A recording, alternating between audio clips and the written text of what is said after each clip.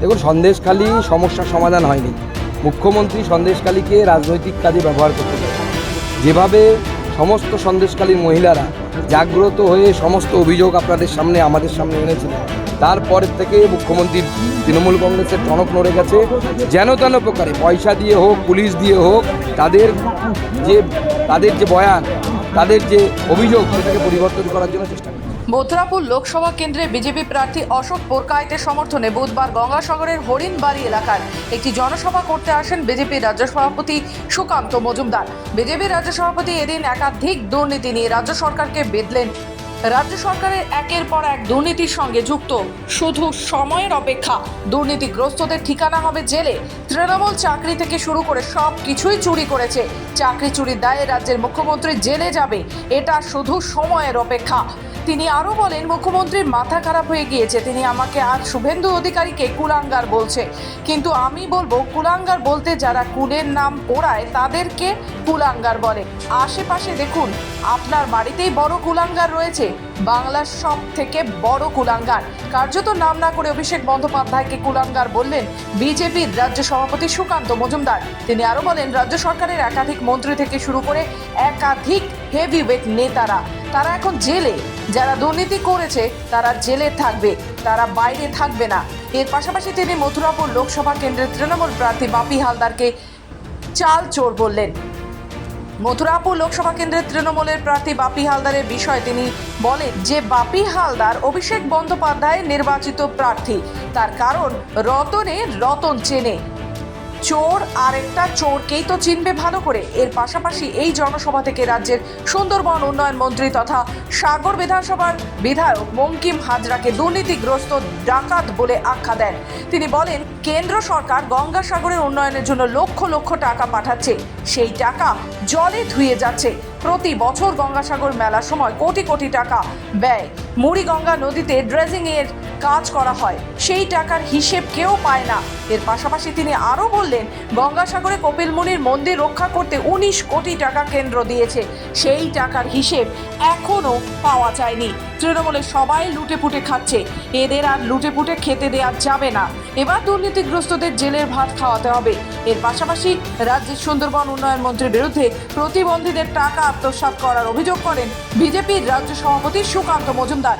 তিনি বলেন, ভালো মানুষদের প্রতিবন্ধীর কাজ করে দিচ্ছে মন্ত্রী, কিন্তু প্রতিবন্ধীর টাকা তো আর রাজ্য সরকার দেয় না, এটা কেন্দ্র সরকার দেয়, সেই টাকাও লুটে পুটে খাচ্ছে। এরপর তিনি এই জনসভা থেকে রাজ্য সরকারের বিরুদ্ধে একটি ছন্দ করে একটি কবিতা পাঠ করলেন। তিনি বলেন, দিদি যাবে তিহার জেলে, সঙ্গে যাবে কে? বাড়িতে আছে হুলো ভাইপো, কোমর বেঁধেছে। এর পাশাপাশি সন্দেশখালীর ঘটনা নিয়ে তিনি বলেন, সন্দেশখালীতে তৃণমূল টাকা দিয়ে মিথ্যা অভিযোগ করাচ্ছে, মানুষকে ভুল বোঝাচ্ছে। সন্দেশখালী গ্রামবাসীদের পাশে রাজ্য সরকার নেই। সন্দেশখালী মা বোনেদের সম্মান রক্ষার্থে রাজ্য বিজেপি যে লড়াই চালাচ্ছে, সেই লড়াই আগামী দিনেও চলবে। এছাড়া তিনি আরও বললেন, একের পর এক ভুয়ো ভিডিও পোস্ট করে সন্দেশখালীর ঘটনা থেকে সাধারণ মানুষের দৃষ্টি ঘোরানোর চেষ্টা করছে তৃণমূল। সন্দেশখালীতে কি ঘটেছে সেটা সাধারণ মানুষ সবটাই জানে। এভাবে মিথ্যা ভিডিও দেখিয়ে মানুষের মন জয় করা যাবে না। সম্প্রতি লোকসভা নির্বাচনে রাজ্যের মাননীয় মুখ্যমন্ত্রী মমতা বন্দ্যোপাধ্যায় বলেন, বিজেপি ইভিএম হ্যাক করেছে। এই প্রসঙ্গে রাজ্যের মাননীয় মুখ্যমন্ত্রীকে পাল্টা জবাব দেন বিজেপির রাজ্য সভাপতি সুকান্ত মজুমদার। তিনি বলেন, বিজেপির ইভিএম হ্যাক করতে লাগে না। নরেন্দ্র মোদী যখন মানুষের কাছে আসে, তখনই মানুষ দুহাত ভরে নরেন্দ্র মোদীকে আশীর্বাদ করেন, বিজেপিকে আশীর্বাদ করে। এর ফলে ইভিএম হ্যাক হয়ে যায়। আগামী দিনে দুর্নীতিগ্রস্তরা ও চাকরি চোর জেলে থাকবে, সেটা সুনিশ্চিত। কার্যত মথুরাপুর লোকসভা কেন্দ্রে বিজেপি প্রার্থী অশোক পুরকাইতের জয় সুনিশ্চিত, সেটিও দাবি করেন বিজেপির রাজ্য সভাপতি সুকান্ত মজুমদার। মানুষ এই দুর্নীতিগ্রস্তদের বিরুদ্ধে রুখে দাঁড়াবে। দেশের তৃতীয়বারের জন্য ক্ষমতায় আসছে নরেন্দ্র মোদী সরকার। মোদীর আমলে দুর্নীতিগ্রস্তরা জেলের বাইরে থাকবে না, জেলের ভেতরে থাকবে, এমনই মন্তব্য করেন সুকান্ত। কার্যত বিজেপির রাজ্য সভাপতি এই জনসভার পর বিজেপি কর্মী সমর্থকদের কিছুটা হলেও উজ্জীবিত হয়েছে বলে মনে করছে রাজনৈতিক মহলের এক অংশ। বিজেপি রাজ্য সভাপতি সুকান্ত মজুমদারের এই দাওয়ায় কতটা কাজে লাগবে সেটি জানা যাবে নির্বাচনের ফলাফল ঘোষণার পর। দেখুন, সন্দেশখালী সমস্যার সমাধান হয়নি। মুখ্যমন্ত্রী সন্দেশখালীকে রাজনৈতিক কাজে ব্যবহার করতে চাইছেন।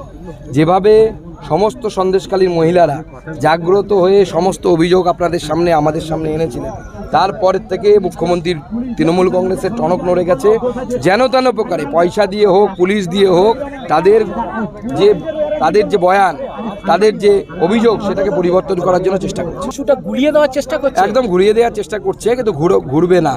কারণ এর আগেও মানুষ দেখেছে সাগর ঘোষ হত্যাকাণ্ডে যে ছেলে অভিযোগ করেছিল তাকে অনুব্রত মণ্ডল পরে ব্যবস্থা করে নিয়েছিল। সে বলেছিল না, আমার বাবা খুন হয়নি।